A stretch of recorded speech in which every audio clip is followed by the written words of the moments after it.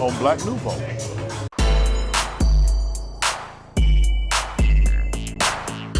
Hi, I'm Milton Joffrey. And I'm Faith Colas. Welcome to Black Nouveau. In addition to profiling world-class illusionists and entertainers, Walter King Jr. will introduce you to poet Rayne and hear from the new Jubilee Community Choir. But first, during this season of giving thanks, we look at the issue of poverty and the homeless in Milwaukee. It is possible that the growth of the homeless population is going to be huge in the months ahead. It's kind of rough. You got to scurry around to find somewhere to go before the elements of the weather get to you. The cold, the rain, the heat.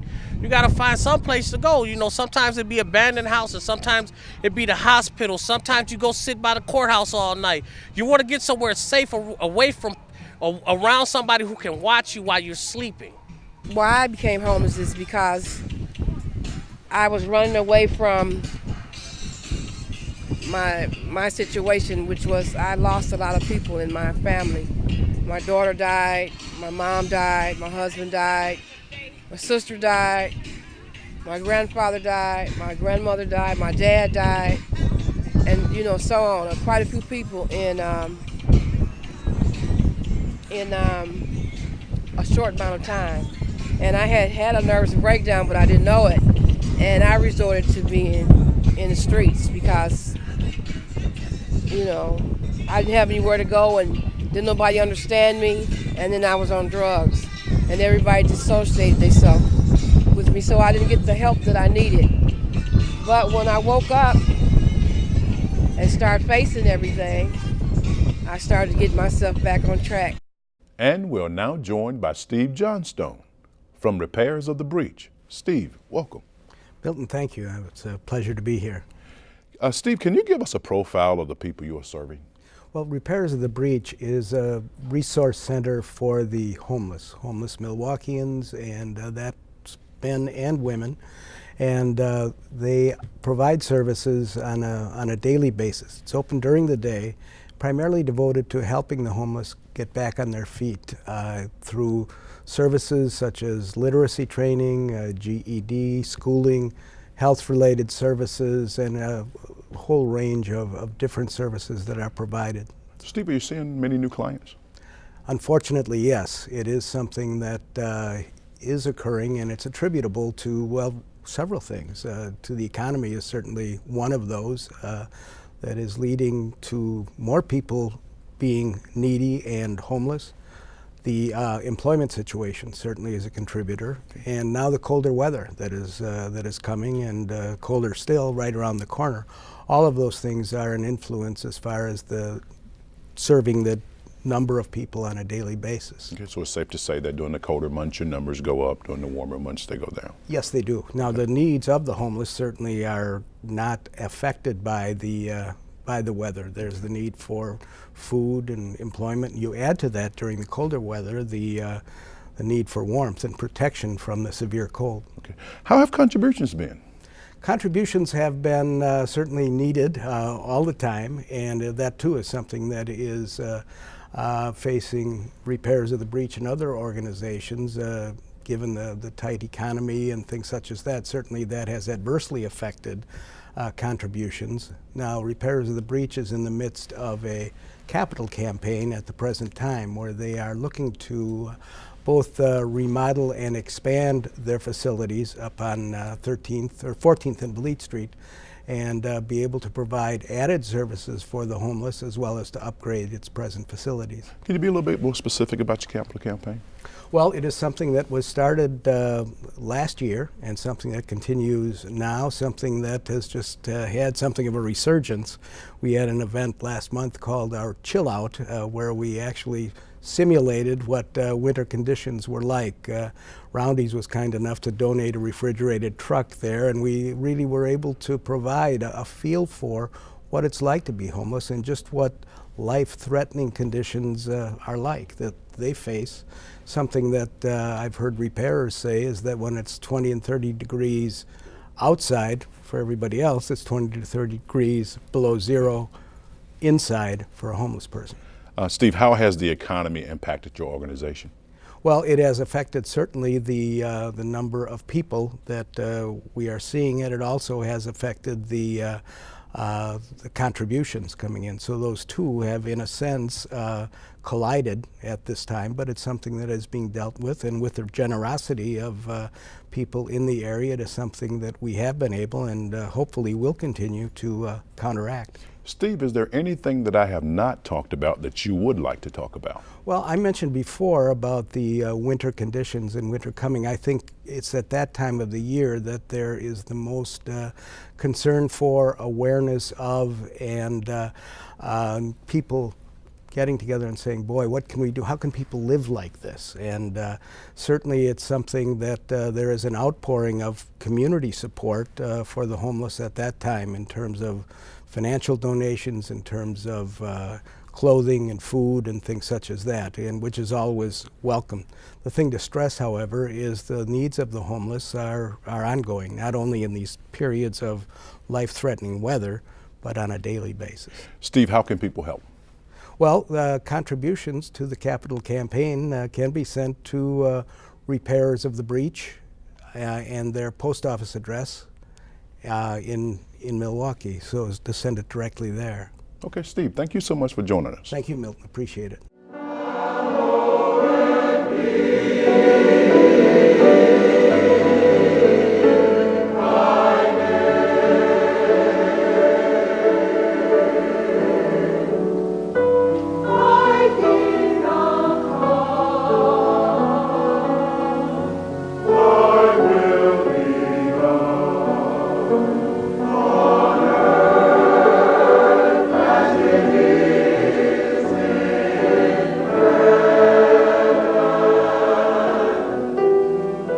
The new Jubilee Community Choir is under the direction of Dr. Wallace Cheatham, an internationally recognized musical artist and scholar.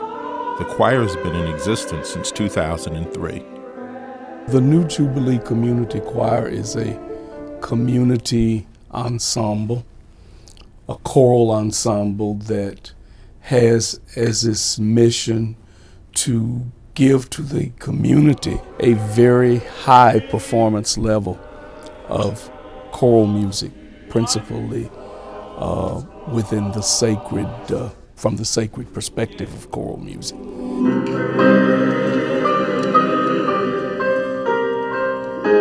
You've got to feel the drama in this, and the lines are just in and out.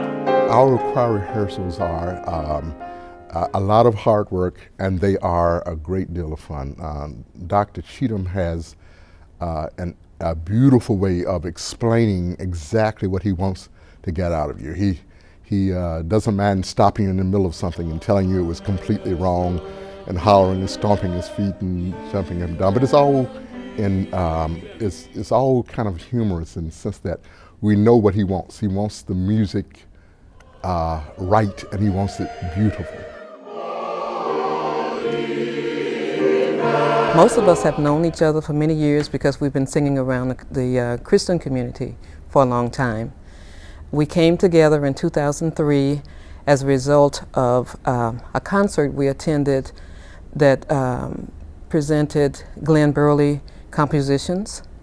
And so a group of us had attended the concert, and the committee was formed, and they got together a group of singers, and that's how we got together originally.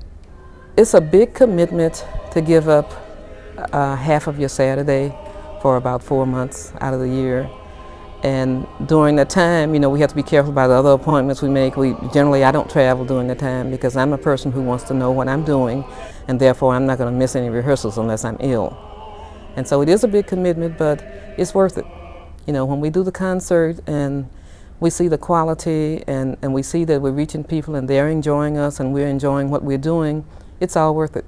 I enjoy planning a rehearsal, and I enjoy executing a rehearsal. I don't believe in spoon feeding a group, and there are people in the Jubilee Singers that have worked with me on various projects over a period of years, and they know that. They know that I want them to learn to be comfortable with a score. And very often, people are learning skills, reading skills, that they don't even realize they're learning. But if a conductor never challenges a group and never expects them to reach and grow and learn to read, they won't do it.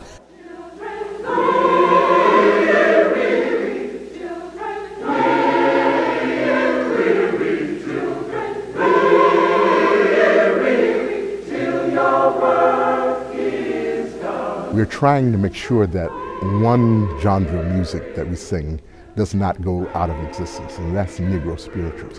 They were a way of the slaves of communicating with themselves, not only just to have a way of relieving the pain of their existence, but there were hidden messages and meanings in a lot of the Negro spirituals. The choir's effort to preserve music bridges generations.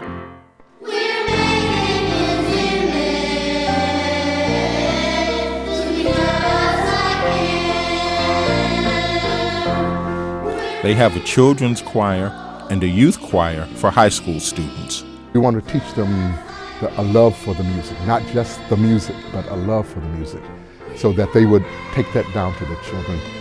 But the choir's efforts don't stop there. They also award music scholarships. We have college students that we follow, beginning with their sophomore year, and we award them scholarships each year until they graduate.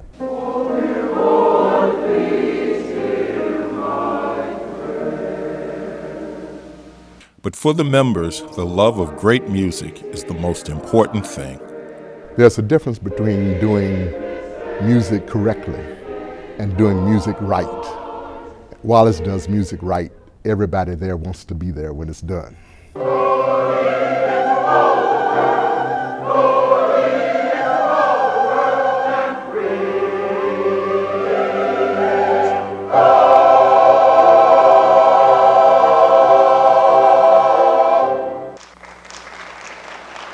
On November 29th, the new Jubilee Community Choir will participate in the Advent service at St. Mark AME Church, 1616 West Atkinson Street in Milwaukee.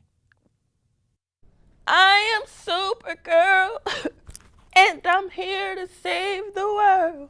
But I want to know who's going to save me from myself. See, my health has been declining faster than the Dow Jones, and it's not from crack, alcohol, or volumes. It's from me. See, I've been a victim since birth, and it sucks and it hurts, but it's made me an expert on solving things. Using excerpts from Saul Williams to regroup and evolve, but above all, it's nonsense. Because most times I don't take the advice that comes from my own lips. Does that make me fake or just someone that was trying to help? And I know it's bad at times. I can't even see myself like I'm Paul on the road to Damascus. Am I overall bad because I don't bend to impress the masses?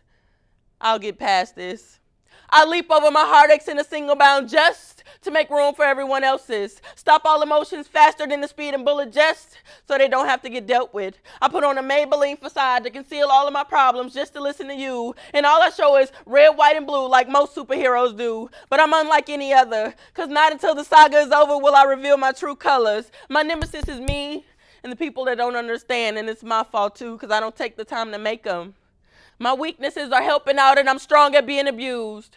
That means I'm a sucker for a sucker and I'm good at being used. Cause I'm imploding on the inside like the Twin Towers. Behind the mask, I'm a coward cause my own life ain't in check. I've been a wreck since before Milwaukee became Bradley Tech and I'm still not content. I pray to God more than a nun in a convent, and call me a lesbian, dude. Call me a lesbian, dude. Cause the church is my wife too. And yes, she's an adulterer. Yes, she's a skeezer. Cause she's supposed to be married to Jesus. Now I look like a heathen breaking up a happy home. Should I just find me a new man and leave them alone? Cause I'm cracking up on the inside like a funny man told a funny joke, but I'm not laughing. And I'm in need of chiropractics cause the world's on my back like Atlas. And let me add this, I'm weary. But I've been waiting on JESUS like a UPS to deliver my wings. But my faith is so shaky, it's only a 30-day trial thing. Maybe I need some new mustard seeds. So I'm renting this cape, something you can actually see, cause me walking by faith and not by sight is like playing the last level of Sudoku. That game is just too hard for me to do. Oh, but I can save the world if needed to. No time for me, just you, you, and you. And if I ruled the world, imagine that. I would make everybody happy so they can leave me alone. Go tell your feelings to your notebook like I do when I'm at home. Oh, but I don't rule the world. I don't even rule my health. Somebody come save Supergirl or Kryptonitis herself.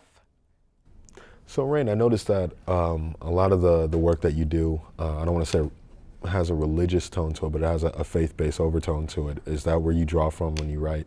Yeah, a lot of times. My mom, she's pretty heavy in Christianity, and you know the Bible says, "Train up a child in the way that he should go." And you know, a lot of times I'm conflicted between growing up and hanging out with my peers and really just trying to buckle down and do what the Bible says. So I'm like, a lot of times I'm back and forth, you know. Right. And I'll admit I'm not a full Christian because I do my share of partying. Well, I do, but we have all done our share. yeah, our share. But a lot of times it's just coming from, you know, my mom and that background. So. Now, what led you into writing? I've been writing since 7th grade, actually. Mm-hmm. And you know, it's an easy outlet. What led you into performing? Easy. Wanting to see if anybody could identify with what I was feeling when I was writing. And you know what? I've had people follow me around like, that's not her. That is not her. Yes, it is. Go ask her. That's not. Excuse me, are you Rayne Storm? I'm like, yeah, who are you?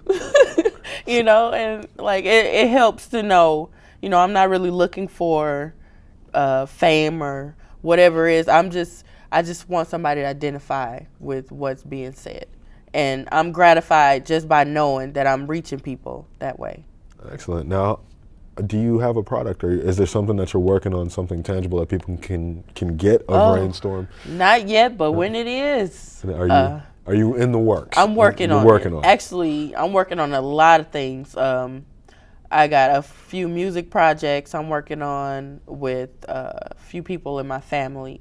Pierre Suave, he's on Facebook, and I'm working on that poetry CD, and hopefully one day a book. You know, this used to freak me out, but a lady at my church prophesied. She was like, "Oh, you're gonna write 7 books, and you're not gonna be rich, but you're gonna be wealthy." And you know, I was like, cool. So from poetry to book 1 to you performing, how would people get in contact with you? How do they get a hold of you? Facebook. Facebook is my life. What's your Facebook address? It's the dope one, the dope.1, the number 1 at Facebook. So I'm on there, or just look up Rayne Storm. And that's Rayne with a Y.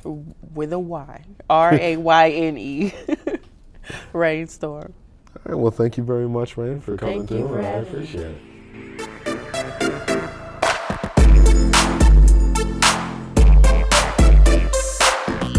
His real name is Walter King Jr., but to his fans, he's known as the Spellbinder. L.C. Satterfield has a profile of the Chicago illusionist. Chicago native Walter King, also known as the Spellbinder, is among only a handful of African American illusionists in the entire country. For over 35 years, he has captivated audiences all over the world. I got bit by the bug when I was 7 years old.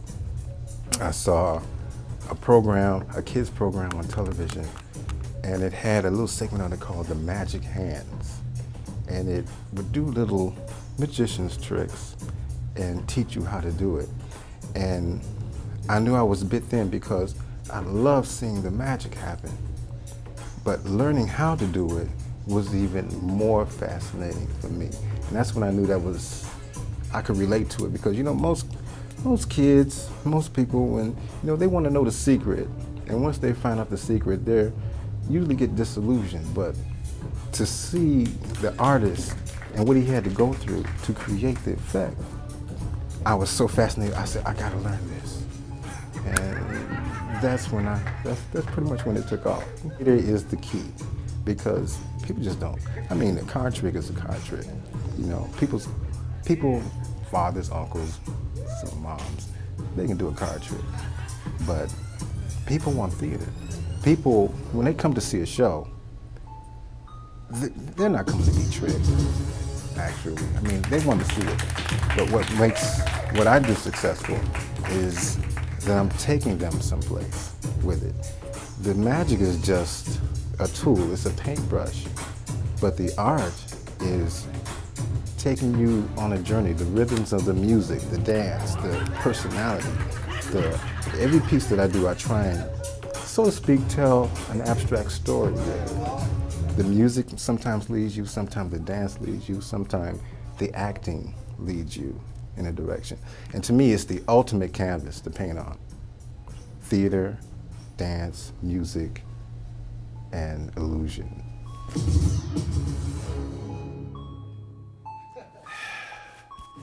There is a distinction between a magician and an illusionist. What distinguishes an illusionist from a magician is the scope of the genre of the magic that they're performing in. For instance, a magician works under the definition of prestidigitation, which usually defines sleight of hand, misdirection, things of that sort. But an illusionist actually has to do something right before your very eyes that isn't really happening because, well, it's an illusion, but it is happening because you're actually watching it happening, but it's not really happening. And it's usually on a larger scale, like tigers and women floating in the air and things like that. But a magician works on a smaller scale, making, balls appear, cards change and disappear and things like that. It's just the scope of the playing field. We'll be doing, I call them illusionettes. I will be doing some levitation. Some of the pieces that are, I call it staple in my act that people know me for. One of the favorites that the people love to see is when the tables that I use, I make them float in the air.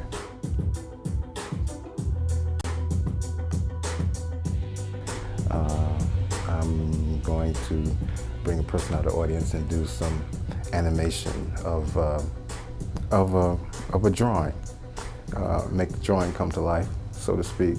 I'm an artist by trade. My background is art. I was drawing since I was 3 years old. I went to Columbia College to learn animation. I graduated from Columbia with a fine arts degree. And to me, art is an illusion. One of my favorite artists is Salvador Dali, basically because he painted surrealism, meaning he was painting something real, but in a surreal scape. And it was, you're looking at this scene and it gets the imagination, Oh, see, look, it's not a card. It's the deck. Thank you, it's a whole box of cards. Wow. Cards is in there. See, this card is in that box.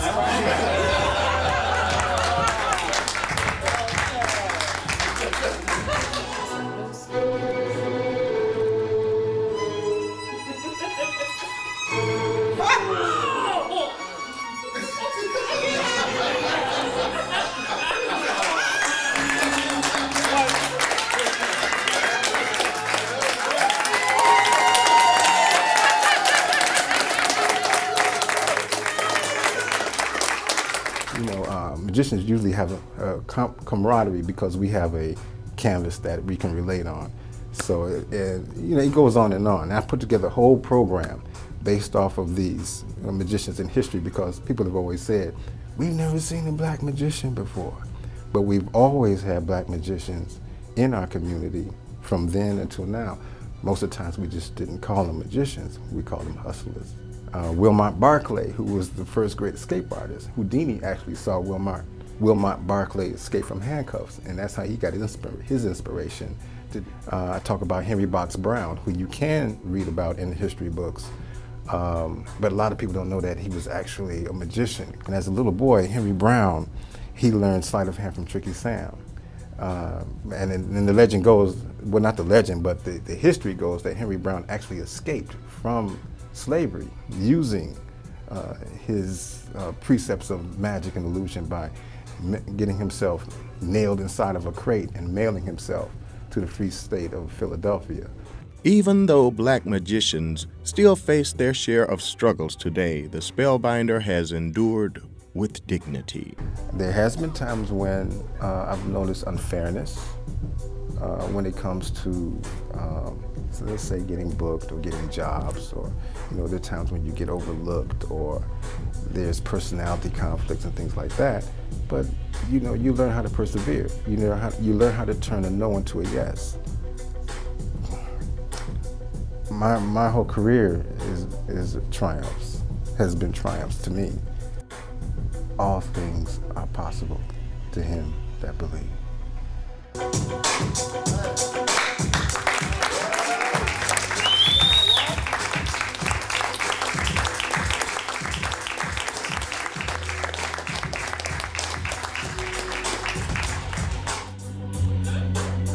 For more information on upcoming events and contact information, you can go to his website at www.magicofthespellbinder.com. Before we close tonight, our best wishes to you and your family for a safe and healthy Thanksgiving. And that wraps up this edition of Black Nouveau. Remember, in the coming week, do something to expand your world. Good night. Good night.